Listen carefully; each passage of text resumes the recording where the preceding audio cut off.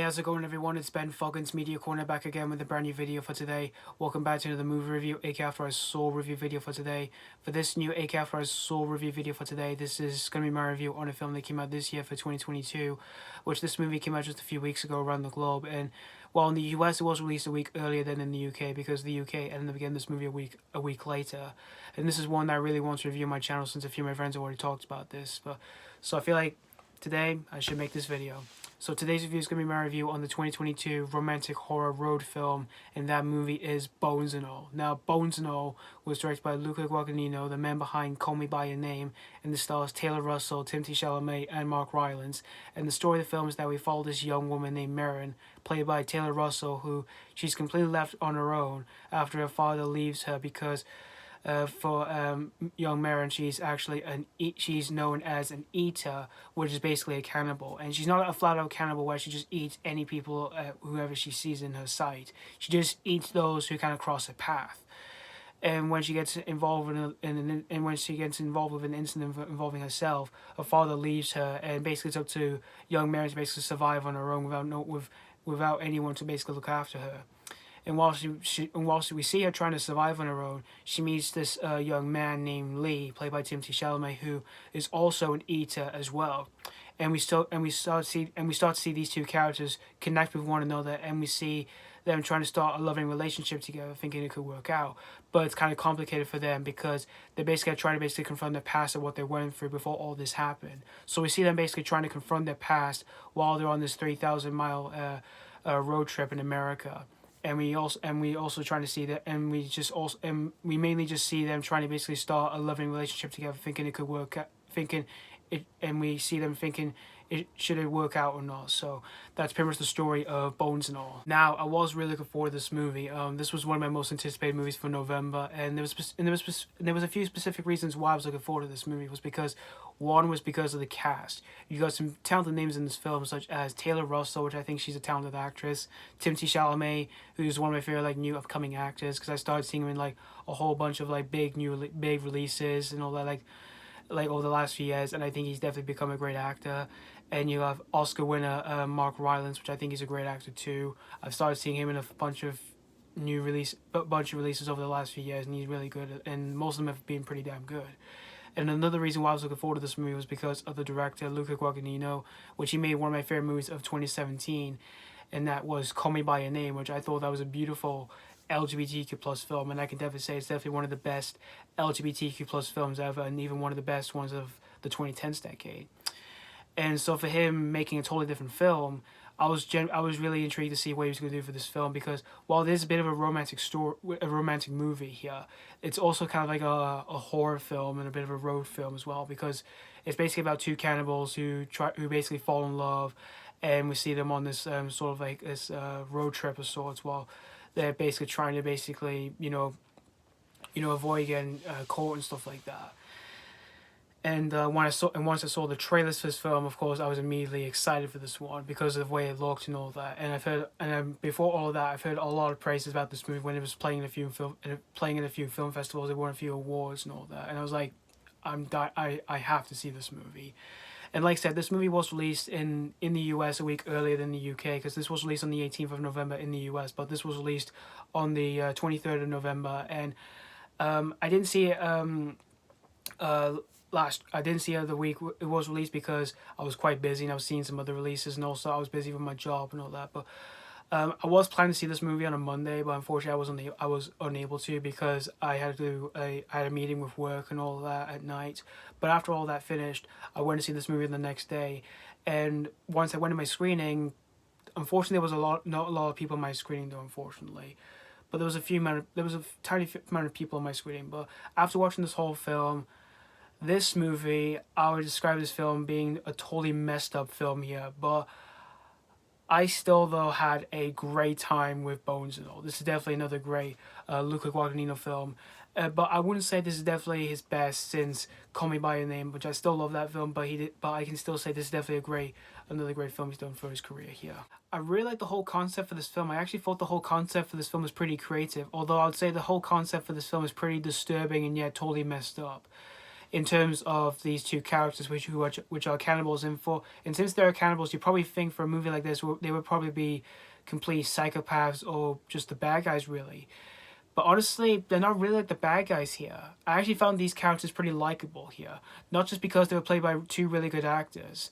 It's because I realized what they've given for their character development in this film, because I actually found myself really digging with these characters and all that, because I really cared for them so much while I was watching this film. Like for Taylor Russell's character, Maren, we do learn about her past, and I found myself really digging with her past. And when we see her, what she's doing right now, and while we see her on this whole 3,000 mile road trip and all that, you understand the reason. You start to basically sympathize with her, because all she wants to do in the film is that she just wants to become a normal person, despite she can't control herself from being an eater and all that.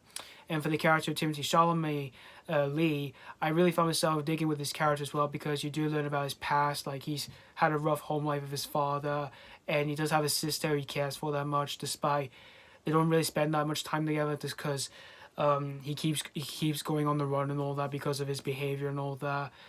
And just like I said, I really dug what these two characters were given I just really dug what these actors were given for their characters here, because I really found myself digging with these characters and all that, and I was very invested with them throughout this whole movie. And since this movie is a romantic film, I really dug the whole romance in this film, despite that.